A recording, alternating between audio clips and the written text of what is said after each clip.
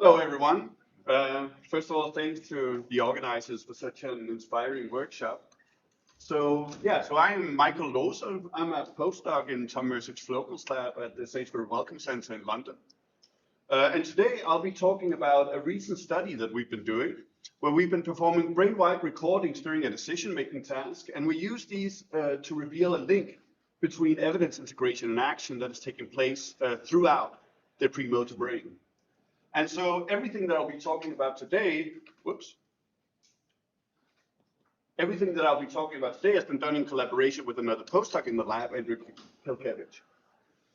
All right, so being a postdoc in a very rainy London, every time I leave my door, I essentially have to do an evidence integration task. So I have to integrate the amount of raindrops that are falling at any point in time to decide whether or not to open my umbrella or not. Now, so this is, of course, a workshop that's interested in the complex interplay of neural computations across the brain and how to understand them. And I'll try to give you a mostly phenomenological description of the processes that take place across the brain from sensory input to action as the brain performs exactly that type of task. All right, so if we just zoom out a bit and think about causally about what's going on here, right, we can think that a sensory input comes in. It undergoes some sort of transformation into an integrated sensory variable, a decision variable essentially, that whenever that variable reaches some sort of threshold, it triggers the intended action. And now, so studies looking at evidence integration and evidence integration-based tasks have, of course, been, these things have been studied a lot. And the cellular basis of this particularly have been studied a lot in primates. But of course, also in the last little more than a decade or so, a lot of very influential rodent work has also provided multiple insights about this. But what's common for most of these studies is that they've chosen to focus on a series of mostly cortical areas that we think are relevant for evidence accumulation, as well as downstream regions, particularly regions like the striatum. Now, of course, our goal is to try to create sort of this more sort of brain-wide account of what is going on as a continuous sensory input comes in, gets transformed into an integrated representation, and then again, how that integrated representation again becomes transformed into an actual action. Now, of course, the ability to look at this brain-wide, of course, comes from a series of technological innovations, which is really also to largely the raison d'etre of this workshop, right? And which have allowed us to, to look at this brain-wide.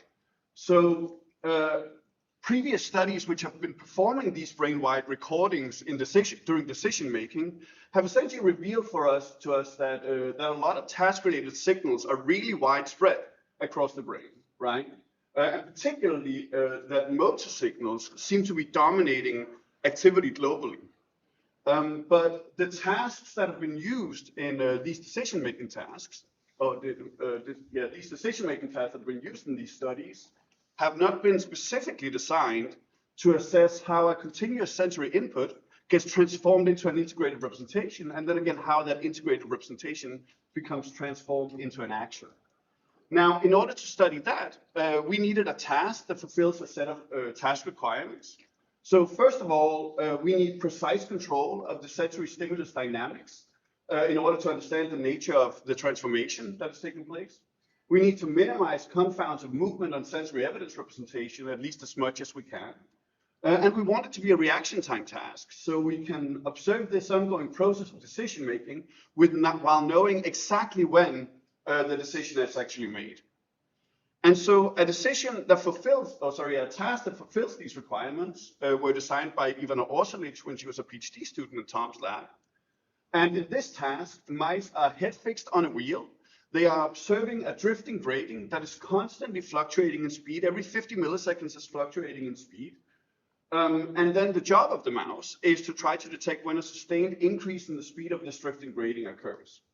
And the reason why this task is a good idea for us to use is essentially we can now study the sensory representation during the baseline fluctuations, where you just have these noisy fluctuations and the mouse is actually not making a decision. He's just observing these fluctuations and trying to determine when the sustained change is happening. And so in order to make sure that the animal is actually not moving in this period that we want to sort of investigate the central representations of, we also train the animal to only move and lick when the change period is actually happening. So if he licks during this baseline period before the change has happened, then he will abort the trial. And aborting the trial can actually be quite costly for the animal because he sometimes has to observe these this fluctuating speed for up to 15 seconds, and then he has to start over again. Now, just to give you a picture of what it looks like as the mouse performs a task like this, you can see this video where you can see the mouse is head fixed on a wheel, and then you can now see the drifting gradient comes on in the background, and you can see the mouse is just patiently sitting on the wheel here waiting for that change to occur, and then when the change occurs, he licks. Now, other times he may not be as patient, as you can see in this case here, where he essentially impulsively licks too early, or he performs what we call an early lick. So observes the drifting gradient, and then he licks too early, maybe because he's impulsive, or because there was some random fluctuation in the stimulus that looked to the mouse as if there was a change that had happened. All right, so the mouse can do this task very well. And as you can see, as the change size increases, he has an easier time detecting these changes. And he also becomes faster at detecting these changes as the change size becomes bigger. Now, in order to make sure that the animal is actually paying attention to the stimulus throughout this baseline period where the stimulus is just fluctuating, what we can do is that we can look at the stimulus profile preceding these licks where the animal has licked too early, to try to get an idea, does he lick because he's looking at the stimulus and then he sees something that maybe looks fast to him and then he licks. And so we can calculate an average stimulus speed, the average stimulus speed preceding one of these or all of these early licks. And when we do, we get a picture like this, where we can essentially see on the y-axis the mean temporal frequency, that is the mean speed of the drifting gradient preceding one of these early licks. And you can just see that he tends to lick because the speed in the random noise happens to be unusually fast. What you can also see is that sort of the window of time over which these fluctuations are occurring, that seems to be affecting his decisions, appears to be happening over a window of 500 milliseconds or so. And so I'm not really going to go into this in too much detail, but we have a series of lines of evidence now that tells us that the mouse actually behaviorally, temporally integrate the evidence coming in order to guide his decisions. And one simple way of showing this that I'm just showing here is that we have created an outlier detection agent that performs the same trials as the mouse. And then again, we can make such a sort of lick-triggered stimulus average. And what you can just see here in purple here is that the window over which stimulus influences the mouse's lick is much shorter compared to the mouse, which tells us that an outlier model is essentially not sufficient to explain the mouse data. All right, so with that, what we then want, of course, is now we want to understand how and where does evidence integration then take place in the brain. Now, in order to do that, Andrew and I recorded electrophysiological sessions from sort of 116 sessions from 15 mice, and we have acquired around 15,000 units spread over 52 brain areas that have at least more than 40 units recorded in them. And what you can see in the plot down here at the bottom here is just that, like, we're sampling sort of from every major brain region group across the brain as we're doing this. And just to give you a picture of what the sort of the data looks like as it comes in, what we're dealing with, what you can see is that we track the stimulus speed of the drifting gradient at any moment in time during the trial. We of course also have a bunch of spikes that we're recording from a bunch of neurons with our neuropixel probe. But we also track the face motion by looking at the motion energy of the videos that are tracking the face. We also look at the pupil size. We look at how the running wheel that they're standing on is moving. And we, of course, track when the mouse is licking. So to get a first pass of where different task-relevant variables are encoded during this task, we can just construct a generalized linear model. And then we can put in a bunch of task-relevant predictors into this model. And then in order to try to figure out whether or not some of these variables are encoded in these neurons, we just remove one of the variables from the model, and then we see if the prediction of the model becomes worse. And if it does, then we say that that neuron likely encodes that variable. And so when we do that, first of all, we see something which also have been mentioned several times today, right? Is that, like, leg execution movement really is represented really widespread across neurons in the brain. Actually, we see more than 50% of the brain, of the neurons across the brain that are representing leg execution in some way. We also see a brain-wide representation of leg preparation in a smaller fraction of units now. Now we're down to around like 15 to 30% of neurons that are representing the leg preparation, so the activity leading up to a leg. But maybe more surprisingly is that these tiny fluctuations in stimulus speed that the animal is observing while he's not moving is also represented in around 5% of neurons, really, again, distributed across almost all brain regions across the brain. And I say almost because of what we'll take a look at now. So here we can zoom in on this map where we look at where this sensory evidence is represented. And so what you can see is that when you're in the visual system in blue here to the right, then you have a higher proportion of neurons that are representing the visual evidence. But you also find these neurons in the basal ganglia, the frontal cortex, the thalamus, the midbrain, the hippocampus, the cerebellum. But importantly, we don't find these in the orofacial motor nuclei of the medulla, which essentially tells us that even though these fluctuations in the stimulus is represented really widely across the brain, they don't seem to be engaging the motor neuron cells that directly innervate the muscles of the face. And I'll get into this a little bit more in a moment. So to understand more explicitly how the brain represents these fluctuations in evidence, what we can do is that we can now just take a look at the noise fluctuations during the baseline. And we can then just draw a threshold in this noise, right? So we identify places in this noise where the speed of the drifting grading was unusually fast or unusually slow. And if it's fast, we call it a fast pulse of evidence. And if it's slow, we call it a slow pulse of evidence. And on the left here, you can then just see a PSTH where we have aligned the neural activity onto these fast pulses of evidence. And this is an example from primary visual cortex. And there you can just see, as a fast pulse of evidence comes in, the neuron transiently increases its firing rate, and as a slow pulse comes in, it transiently decreases its firing rate. And what I also now want to highlight here is that if we look at the motion energy from the video, again, centered around the face, and we do the same alignment onto these pulses of evidence, we don't see any systematic movement of the face with these pulses.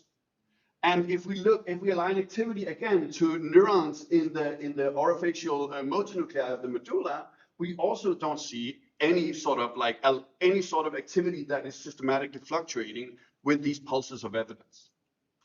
All right, so let's now try and take a look at some examples of PSTHs where the activity is aligned to these pulses of evidence in areas recorded across the brain. And so the picture that you see when you do this is that when you're in the visual system, then you have this very transient response to a pulse of evidence coming in that seems to be able to faithfully track the fluctuations in the stimulus speed of the drifting gradient. But when you move into places like frontal cortex or VAL thalamus, the basal ganglia, parts of the midbrain or the cerebellum, then what you can see there is that a pulse of evidence that comes in creates this more sustained response. Essentially, the pulse of evidence is being remembered by this neuron for hundreds of milliseconds. And so, of course, what you can think that when you see something like that is that this sustained response will allow multiple pulses that are coming in sequence after each other to be integrated with each other. And that is exactly what we see.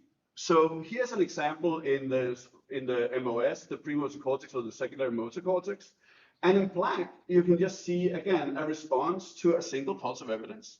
And then in blue, you can see places where we've identified in the baseline where two pulses come in right after each other. And you can just see how the response builds on top of each other. It becomes an integrated response, essentially. And you can even see this when the pulses are separated by 100 or by 200 milliseconds. You can see that essentially the response to the second pulse rides on top of the response that remains of the first pulse. And this is, of course, in accordance with the idea that these neurons are performing leaky temporal integration.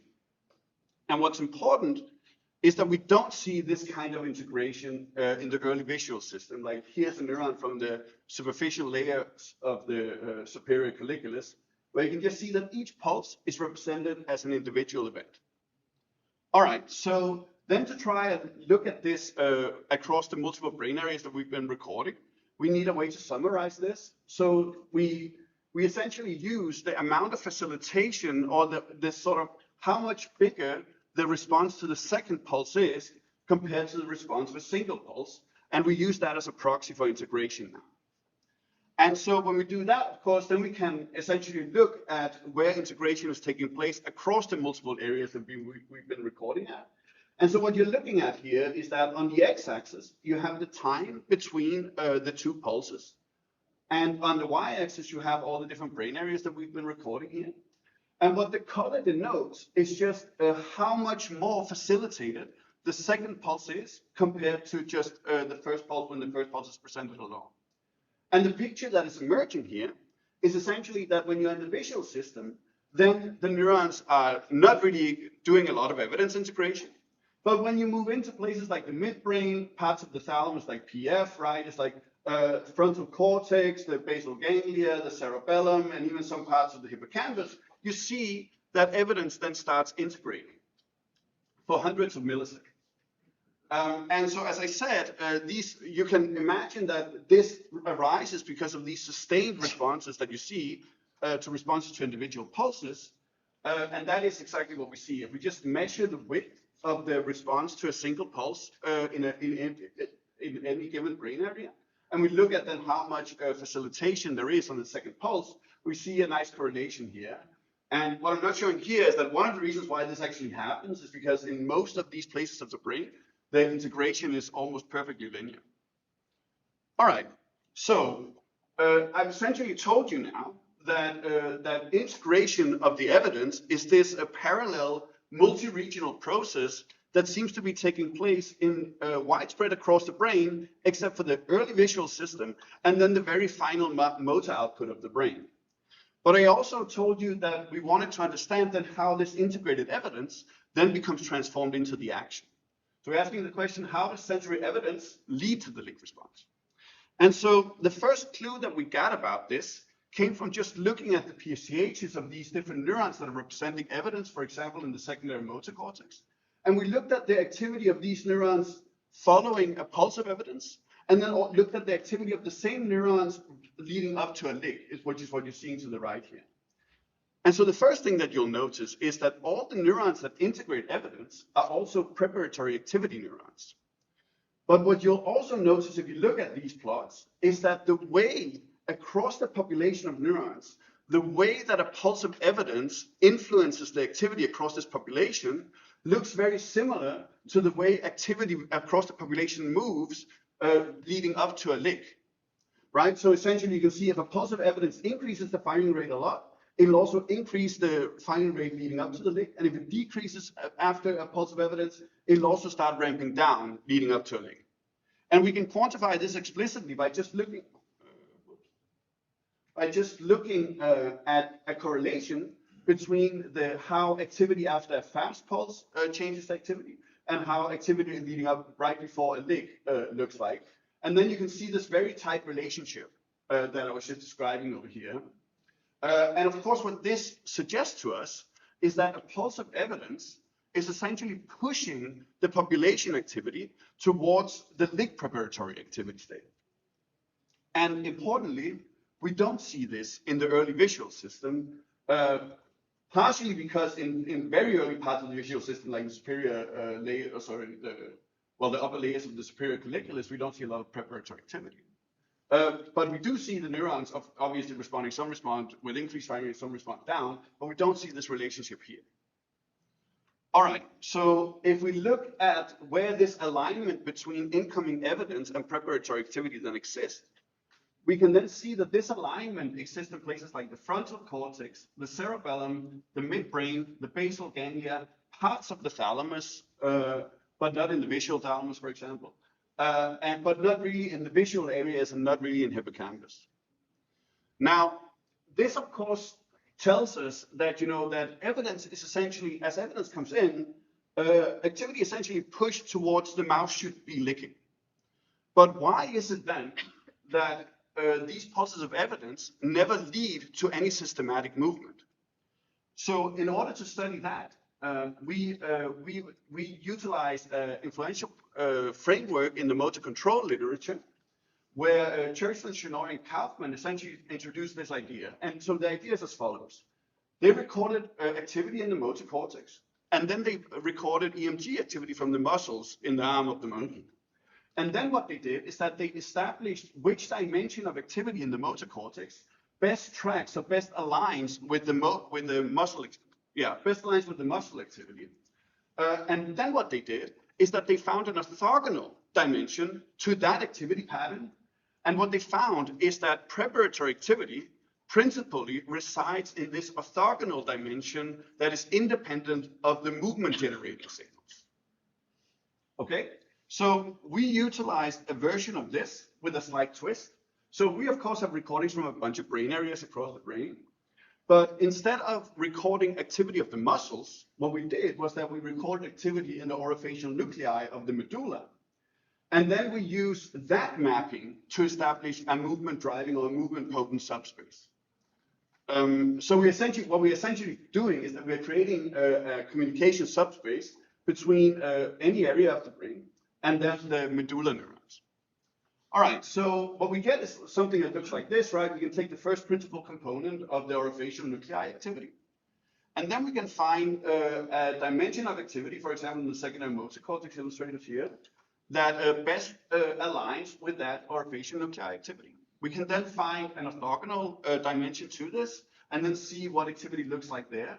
And what we see, just like Churchland, Shenoy, and Kaufman we're seeing, is that the preparatory activity preferentially, well, actually completely, resides in the movement null subspace.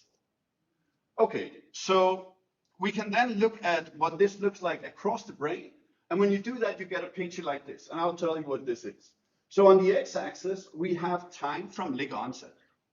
And so if areas are blue, if areas are red, then that means activity principally resides in the movement null subspace. And if activity is blue, it means that activity principally resides in the movement potent subspace. So what you can see from this plot are a couple of things. So first of all, anywhere that has preparatory activity, that preparatory activity exists in movement null. And but you also see, you don't really see a lot of preparatory activity in these early sensory areas in the bottom. But what you can also see is that around lick onset, there's essentially a near instantaneous state transition into a movement potent subspace that then ends up driving the action. Now, what's cool about this is that we know the identity of the neurons that encode the visual evidence here. So we can now take a look at how much does the neurons that are integrating the evidence and encoding the visual evidence, how much do they actually contribute to this preparatory activity in movement null?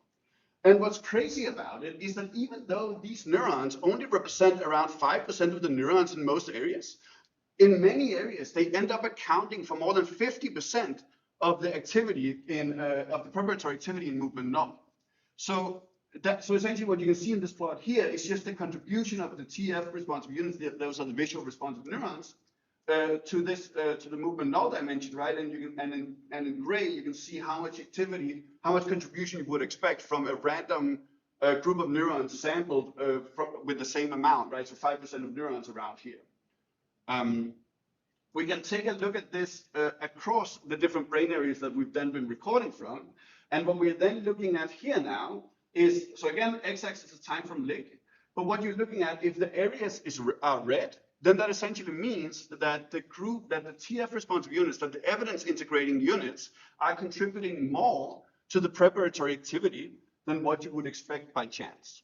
And as you can see here, like that is in this subgroup of areas, right? That includes like the frontal cortex, the basal ganglia, and the cerebellum, and even the MRN. But what you can also do here is that you can look at which areas do these visual neurons start contributing to the preparatory activity earliest, to essentially give you an idea about where does visual evidence first start telling the brain you should probably be moving soon. And those are areas like the secondary motor cortex, the striatum, and the lobule 4-5 of the cerebellum. All right, so the final thing I'll just show you is that what we can do is that we can now directly take the activity around a pulse of visual evidence that's coming in during the baseline while the mouse is not moving. And we can project the activity here onto either the movement null dimension or the movement potent dimension.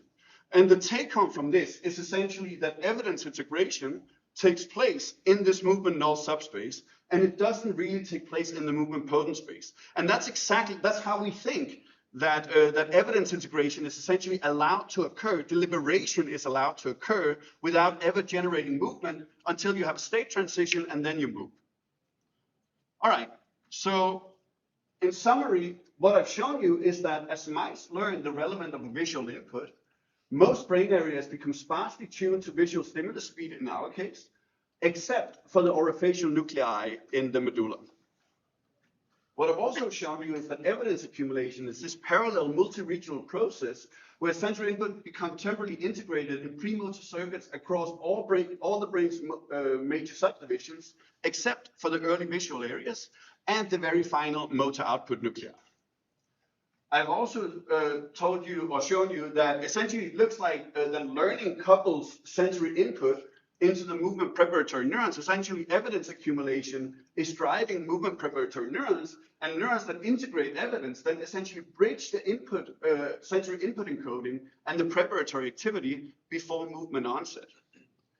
And so all this evidence accumulation drives preparatory activity in a movement null subspace across many areas of frontal cortex, thalamus, basal ganglia, midbrain, and the cerebellum. And finally, when sufficient evidence is accumulated, population activity then rapidly transitions to a movement potent subspace near instantaneously across the brain, which ends up driving the action execution. And with that, I just want to thank my collaborator, Indrik Kilkevich, for collaborating with me on this entire thing. Ivana for designing the task, Tali for helping us training the mice, Ryan for constructing the outline detection agent that I was showing, Paige for painstakingly manually curating 50,000 neurons that we recorded down to the 15,000 good ones that we have. It took her 9 months. And of course, Tom for creating like a super great environment, both in the lab and across SWC, and just being a super inspiring PI to work with. Thank you.